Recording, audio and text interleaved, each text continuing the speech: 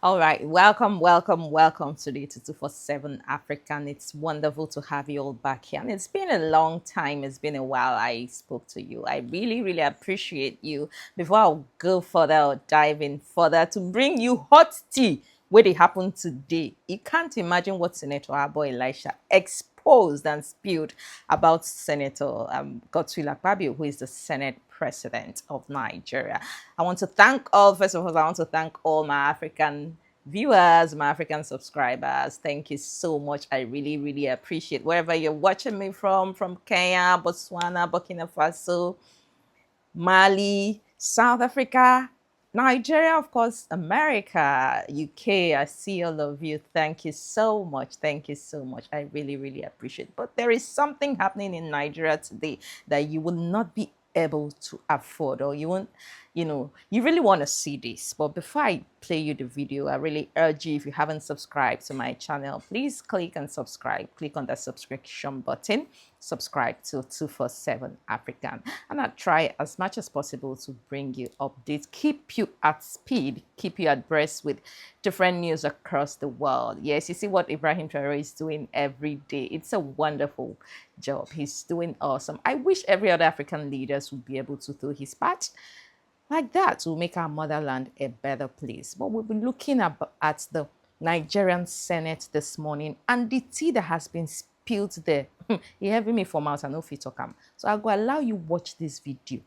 He even said that Senate president now is using his co-senators, his fellow senators, elected senators like him. He's using them as errand boys to serve him tea. They don't turn to houseboy for Senate president. So that is the level of democracy we're in Nigeria. And the question is, are we even in a real democratically form of government, or a real democratic form of government? Are we practicing real democracy in Nigeria? Is it dictatorship that we are practicing? You tell me. At the end of this video, you'll be able to tell me what we are doing in Nigeria. So why is Nigeria not forging ahead? Why is Nigeria not moving ahead? We said we're the giant of Africa. Nigeria said that she is the giant of Africa. Are we giant of Africa by just numbers?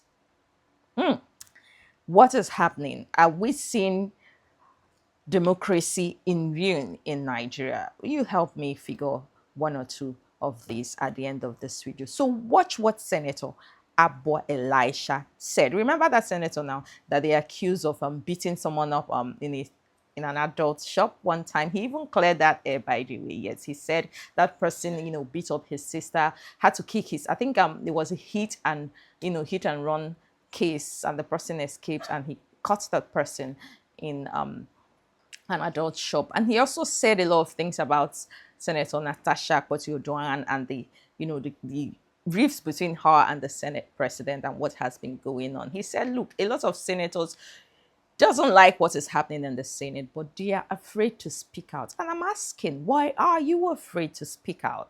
You were elected like this some person. In fact, it is you people who give the Senate president the power to become the Senate president. You elected him. You chose him as the Senate president. Why would you be afraid of him? How about sitting down now, cautioning perhaps an impeachment? No be me talking. Maybe my mouth and I go here, but let's watch this video. Even the word that I used them for lack of more serious words to use.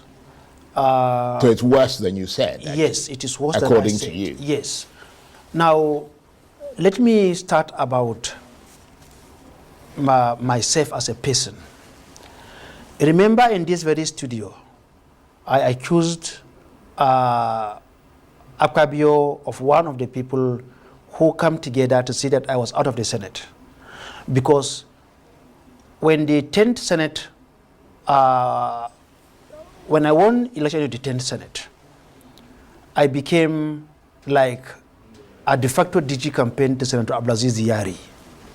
In this very place where we are in Telescope Hilton, Apkabio came to my hotel room around 2 a.m. and pleaded that I should work for him.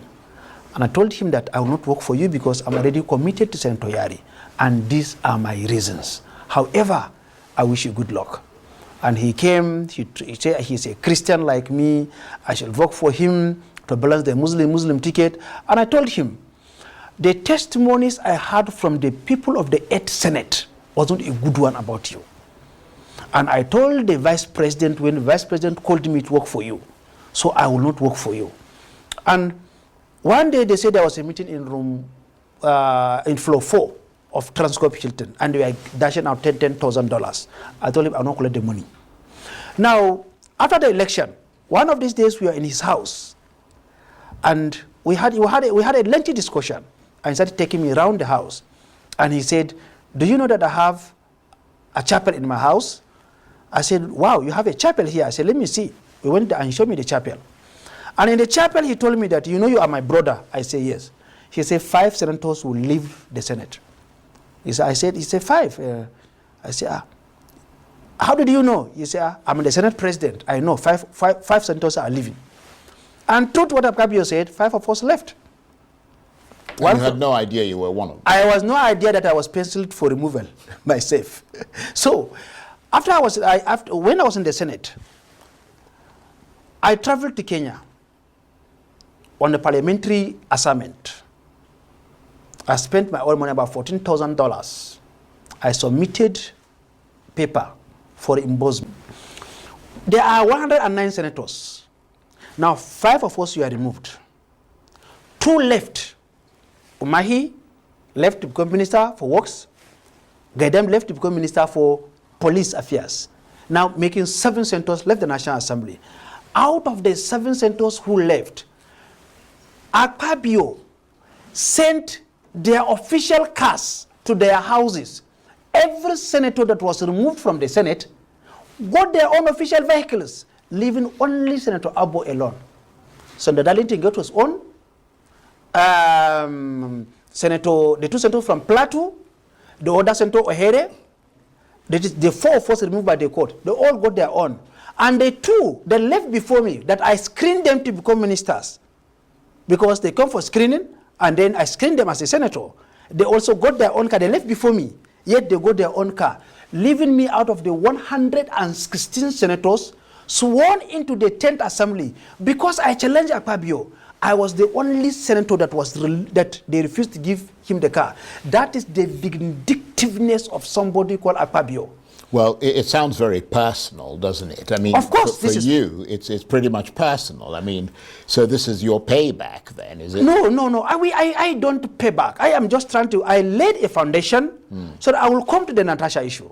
Well, we're going to come to that. We're not there yet. Let's finish with your allegations and your accusations against Mr. Apkabio, because one of them is that you said he's running the Senate like a personal empire. Yes. Targeting senators who oppose his views, and you suggest that you're one of them. Yes. And you say that, as I said, you yourself have been a victim of those actions. Definitely. And this is one of the incidents, or one of the sort of the the problems that you're talking about. Yes, and then let us look at Senator Abdul Ningi.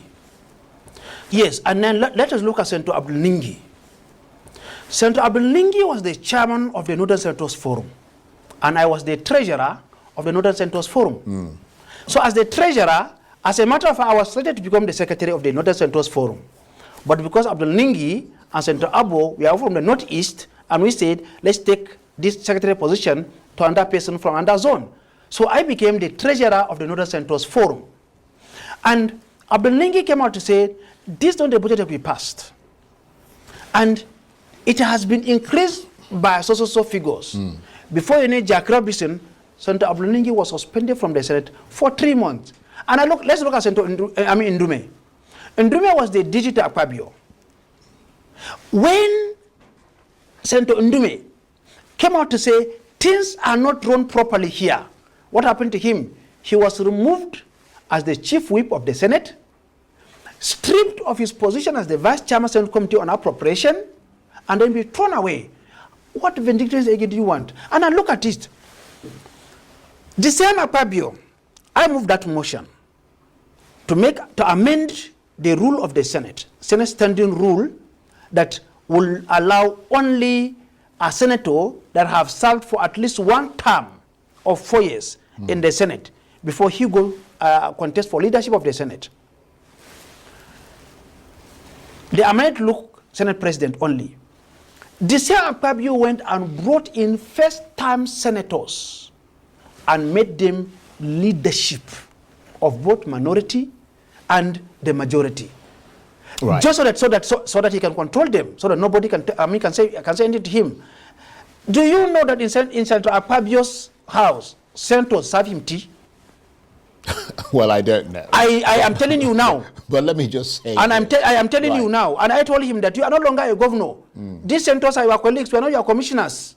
So they cannot serve you tea. So that kind of emphasizes the point where you say that he's running a personal empire. He's running a personal empire. But I mean, some might accuse you of speaking ill. I think you even addressed this yourself, of an institution that elevated you to prominence. No, I did not say that. And what I said in my interview last time was that I had to speak ill of the institution that brought me to national relevance.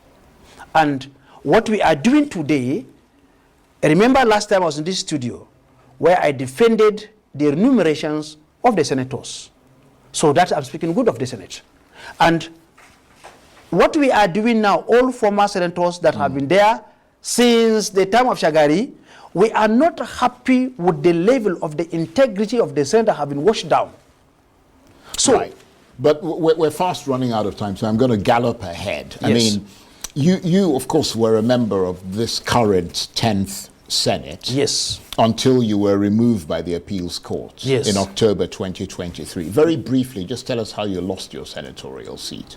I lost my senatorial seat through judicial banditry, because there's no law that back what happened.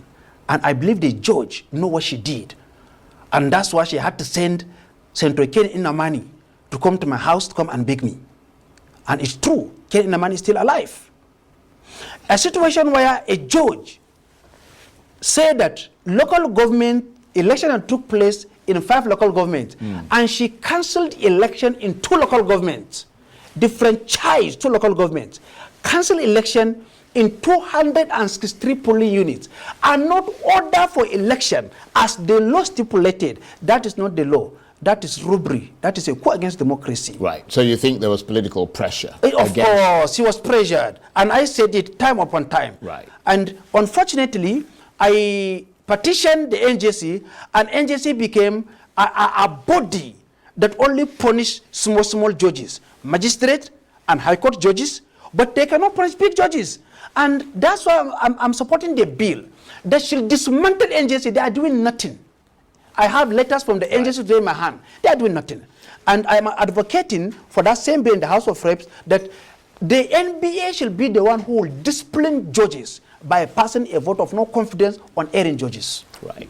Now, you yourself, of course, you're not free of some of this damaging scandal that you talk about. I mean, because you went through a pretty damaging one when you were in the Senate. I mean, didn't you? Yes. You were sort of mired in that controversy when you were captured on video, slapping the owner of an adult toy shop. It's not so. In Abuja. I'll make the point and then you can refute it. I mean, you turned up there with 3 women to purchase some adult toys, and you were later the creation found, of the media. You were well, I mean, this is what the story that is circulating is. Yes. But you're here, you can refute it if you want to. I mean, you were later found guilty by a court, and you were ordered to pay 50 million naira to the shop owner. No, let me tell you what happened. What happened was that before I became a senator, a situation happened. Before I became a senator, something happened. And it was a case of people fought. Some ladies fought, not in an adult shop, but rather a candy shop that's separated into 2. Right. At this side, they sell candy for birthdays, the cakes, and the rest of it on one side. On the other side, it was an adult shop for women. Right. And I dropped one of my sister with her friend. And when I left, I was told that, I received a call that your sister is dead.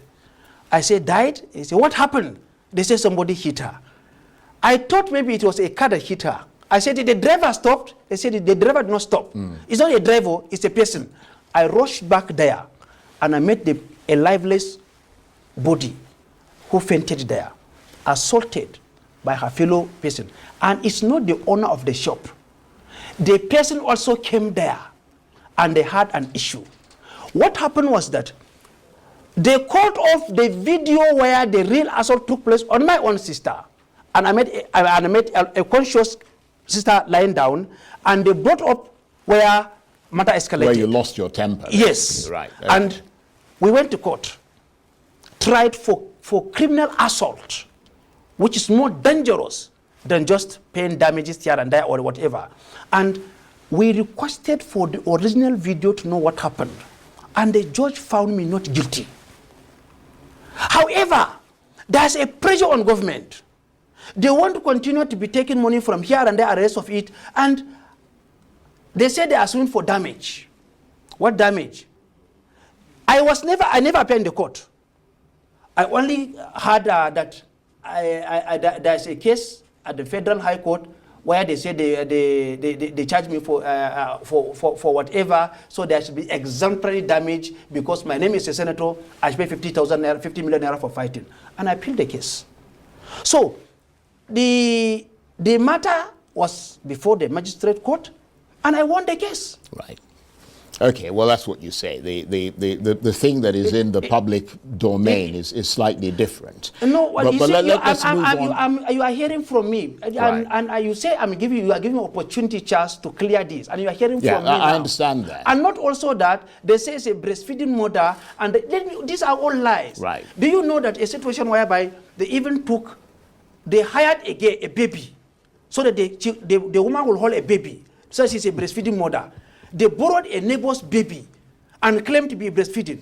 And when this it all sounds monstrously complicated, and I mean we can't sort of get too much into it because the other side are not here and all the rest of it. But let me just say this: you mentioned that the Senate. Let's just return to the Senate President, which is the main focus of this. I mean, you said the Senate President had mishandled the Senator Natasha Akpoti-Uduaghan sexual harassment allegation affair. Yes. How so? Briefly, because we're almost out of time. Now, briefly, in the 8th Senate, I have the video and I can send it to you. Senator AKPABIO had a serious verbal exchange with the Senate President Bukola Saraki over change of Senate seat. He was not suspended. He was not investigated. The matter was handled with maturity. In the case of Natasha, it took a different dimension. Sat like the emperor that he claimed he is, and said the woman shall be suspended for 6 months, withdraw her security, stop payment of her salaries, not to be seen to close the National Assembly building, and even her aides should also lose their salaries. Far-reaching decisions. Even ordering the Inspector General of Police not to provide her with security. In another way, exposed and so she will be killed. When you withdraw somebody's security, which is on right, that means you are exposing that person to be killed. And I know the IG, you see the police for all of us. Nobody owns the police. The IG realized that that is not a good thing to do. Because if they heard tomorrow that Natasha is killed, something will happen that we don't pray it happen. Now, if Apkabio was not suspended for fighting with Saraki over change of his seat, why are you suspending Natasha for 6 months if only your motivation is because of change of seat? Secondly, Natasha went to court and she got a court injunction barring the Senate from investigating her until the substantive matter is heard. Senate went against the court judgment and suspended her still, even when there's an existing court judgment.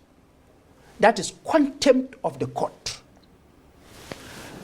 It was after they finished suspending Natasha that they went to court to vacate the court order barring them after contempt of court. And I'm sorry to use this word, cowardly, the judge, instead of arresting Apkabio for contempt of court, he vacated his own judgment that they broke. That's the pressure he was under. And instead for the judge to also go into the substantive matter, he recused himself from the case of Natasha. You see what is happening? It certainly raises questions. Let me put it that way, as politely as I can. So what is your advice to Senator Natasha Uduaghan now? Senator Natasha is doing what she's doing. And I heard that they want to recall her. Nobody can call Natasha. Take a note and write it down. Nobody can recall Natasha. You see, we are not a banana republic. The idea they will recall her and they went and forged signatures, 250 signatures. Let me give you these figures. The registered voters in Kogi Central. Very briefly, we've got about a minute left, unfortunately. The registered voters in Kogi Central is over 500,000 registered voters.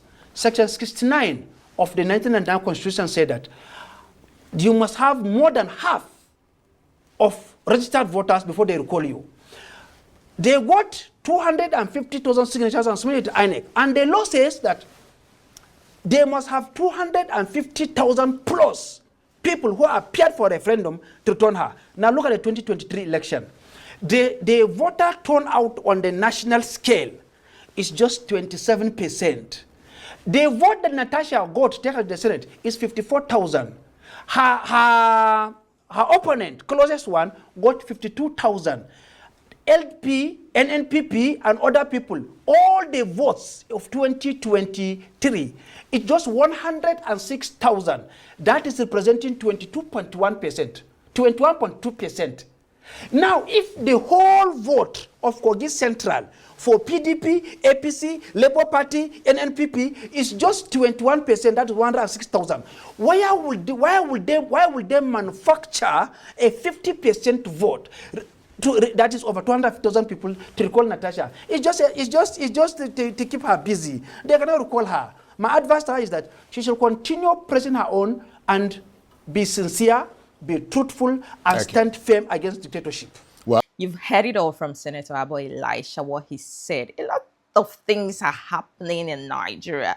A lot is going on in this country politically. Our political atmosphere, some people would say, is in shambles right now. And the question is, how do we go from here? Where do we go from here? Is even democracy now better than the military regime? Which is better? See what is happening in Burkina Faso. He's a military leader, but he's doing some wonderful jobs. And this is not me calling for a military dictatorship like the time of Abacha. No, that is not what I'm saying, but we should be able to hold our leaders accountable. Our leaders should be our servants. They are servants to the public. That is why they call them public servants. They shouldn't be more superior to the people that elected them. It shouldn't be that way. Well, see you again next time on 247 African.